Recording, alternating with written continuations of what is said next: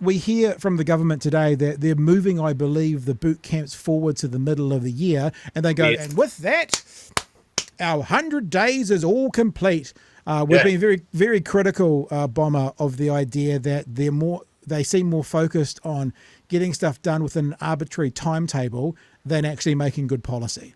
And the only reason that they've done that is so they don't leave themselves open for Labor to go, ha ha, you failed. That's the only reason. Because there's no other reason why they need to hit this 100-day goal for anything other than they said it and they don't want to be teased by the media and by the opposition. So yeah, I think it's probably it's more awful than that. I think that this election, I think a lot of right-wing voters, New Zealand First, ACT, National, they were led into such a feeding frenzy of anti-Māori bashing, anti-this, anti-that. They just were so furious with everything. And they wanted revenge fantasies enacted immediately. No reflection on it. No, is this a good idea? None of that. They want these revenge fantasies rammed through. And while they're ramming these revenge fantasies through for their more redneck electorate base, they're desperately trying to get the corporate talking points from the lobbyists fleshed out into actual policy. And that's what's happening right now.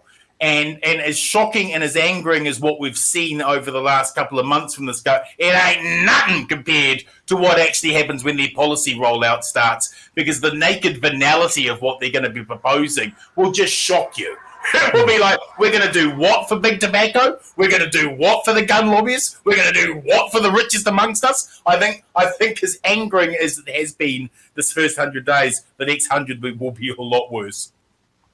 When announced today and approached for comment, the Greens said that this is reckless, heinous and lazy. Let me read this to you. That's how the Green Party has described the government's policy to introduce military-style boot camps for young offenders. Children's Minister Karen Chichahua today announced the government would begin a pilot for the system set to be up and running by the middle of the year, to be led by Oranga Tamariki. I'm intrigued by that, actually, because I don't reckon that's a core central part of what Oranga Tamariki I so agree with you. They won't want to do it, but they're being told to. Like, it's like someone who's allergic to nuts going, "Hey, can you go and cut the peanut brittle for me?" You know, it's like I don't reckon it's their bag. Yeah. Chor said it was a part of the government 100-day plan and aimed to create more tools to respond to the most serious and persistent young offenders. We scroll down a bit. Here we go. This afternoon, Greens co-leader Marama Davison said it had been proven time and time again military-style academies did not resolve the drivers of crime, but also more harmful than good by institutionalising young people in the justice system. It does not reduce reoffending. Now, there's not a lot out in the media today about that, but we had said previously, Bomber, that if we think about the prisons being like the university of crime, even Bill English called them that, then surely military camps and borstalls have to be the high schools of crime. Surely that must be the case. But what I found is a sociologist and a gang researcher from back when it was going to be talked about, sharing his views in general. So it's not specifically from today, but it's him sharing his views about what about these things do work or don't work. Let's have a look at this. Only kind of 2 30-second clips. The fact of the matter is that the research shows, the data shows quite clearly that these programs have very limited success or no success. And in rare occasions actually make the problems worse. Now, on that last point, I mean, I was kind of interested in that, because how does a program make something worse? And the shorthand is, and you hear it, and we've heard it in the media in the last day or two, is that we make fitter, faster young criminals. Yeah. But actually, we don't really know why that occurs. Right, there's the first part he's put. Another very quick 20-second apart from the researcher. He says this. That's why I would actually think that the chances of us bringing in a program like this and making the situation worse, because I think it would be designed well, would be, the chances of that, I would say, are very, very low. But similarly, I would think that if the data show, like quite clearly, that if we think this is a panacea, that this is going to fix the problem, then the chances of that are as close to zero as you can imagine. There you go. So that's gang researcher Jared Gilbert sharing his thoughts from last year on it. he is a genius. And if we look at the numbers and if we look at these policies, I mean, from 1981 to 2002, we did have boot camps. They were called corrective training then. Here's the reoffence rate for the 1981. This is between 1981 and 2002 for the military boot camps.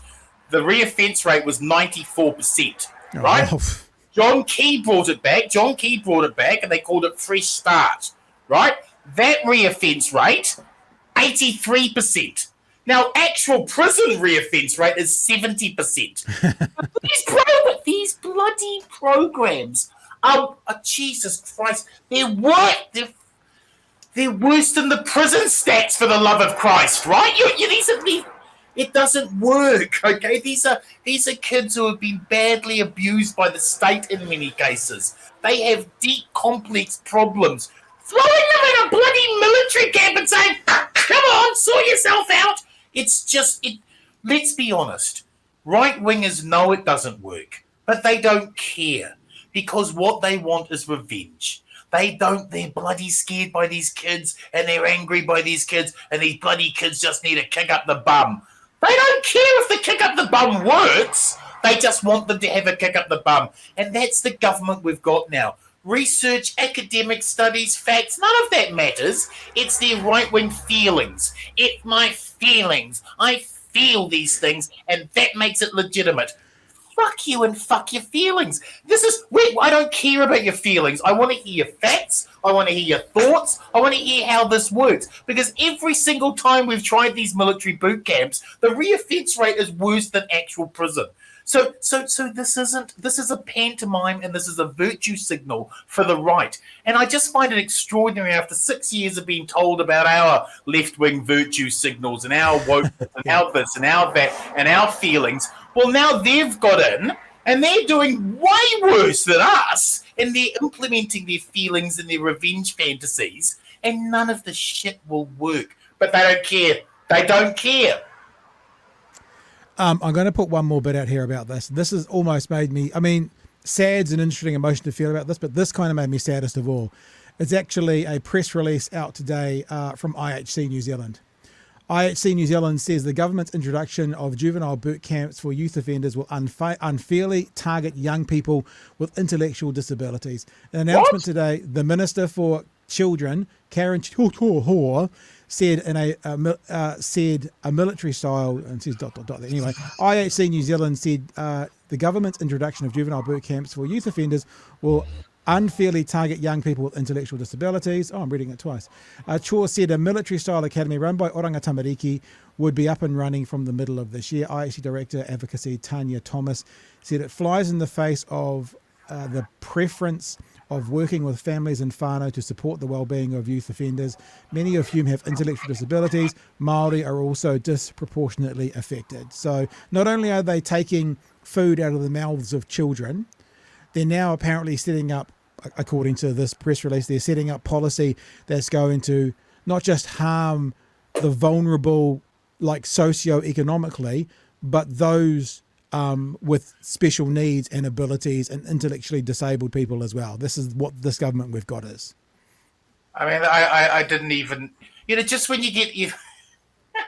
Just when you think you've got a handle of how just corrupt and awful and terrible these policies are, they surprise you. Oh, it's way worse than you thought. I had not even considered that they would even put children with disabilities into these bloody boot camps. See, but I'm trying to be rational about it, right? These are irrational people passing really irrational virtue signals as policy, and we all have to pretend that's normal. What I'm hearing internally, and I can share this with you exclusively on the BHN, an exclusive for the BHN. My understanding is that Winston is becoming very, very concerned with just how steep the austerity is going to be required to do this. And I would not be surprised whatsoever that there will be a looming fight between him and David Seymour, and that will get intenser and more intense as it gets closer to when Winston needs to hand over the deputy. And I would imagine that a snap election or an early election will happen probably maybe 2 weeks after he steps down. Wow. Because of the person we're calling the Deputy Prime Minister in waiting.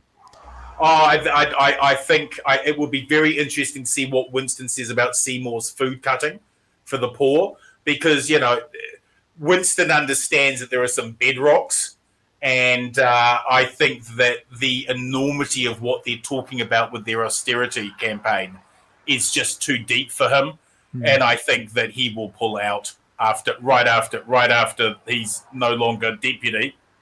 He'll find a reason to collapse it and go to the polls.